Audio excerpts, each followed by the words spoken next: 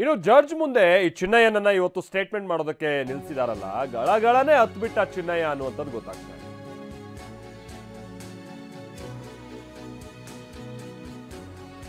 Judge ಮುಂದೆ ಹೇಳಿಕೆ ದಾಖಲಿಸುವಂತ ನಿಟ್ಟಿನಲ್ಲಿ ಇವತ್ತು ಚಿನ್ನಯ್ಯನನ್ನ ಕರ್ಕೊಂಡು ಹೋಗಿ ಈಗ ಬೆಳ್ತಂಗಡಿಯ ನ್ಯಾಯಾಲಯದಲ್ಲಿ ಇರಿಸಲಾಗಿದೆ.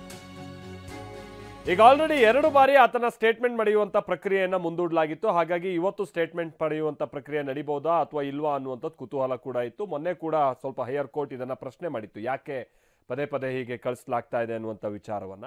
ಇವತ್ತು ಸ್ಟೇಟ್ಮೆಂಟ್ ಮಾಡುವಂತ ಪ್ರಕ್ರಿಯೆಯನ್ನು ನಡೀತಾ ಇದೆ. ಆದ್ರೆ ಒಂದು ಹಂತದಲ್ಲಿ ಚಿನ್ನಯ್ಯ ಕಣ್ಣೀರ್ ಹಾಕ್ಬಿಟ್ಟ.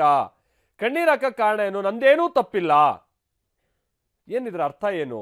ನಂದೇನೂ ತಪ್ಪಿಲ್ಲ ಅಂತ ಅಂದ್ರೆ ಏನು? ಅಥವಾ ಆತನ ತಪ್ಪಿಲ್ಲ ಅಂತಂದ್ರೆ ಈ ತರ ಸ್ಟೇಟ್ಮೆಂಟ್ ಮಾಡೋದಕ್ಕೆ ಹಿಂದೆ ಇಲ್ಲ ಯಾರಾದ್ರೂ ಈ ತರ ಹಿಂದೆ ಬಲವಂತವಾಗಿ ನಿಂತಿದ್ರಾ, ಬಲವಂತವಾಗಿ ಸ್ಟೇಟ್ಮೆಂಟ್ ಮಾಡಿಸಿದ್ರಾ, ಅಥವಾ ಹಣದ ಆಮಿಷವನ್ನ ಏನಾದ್ರೂ ಕೊಡ್ಲಾಗಿತ್ತಾ?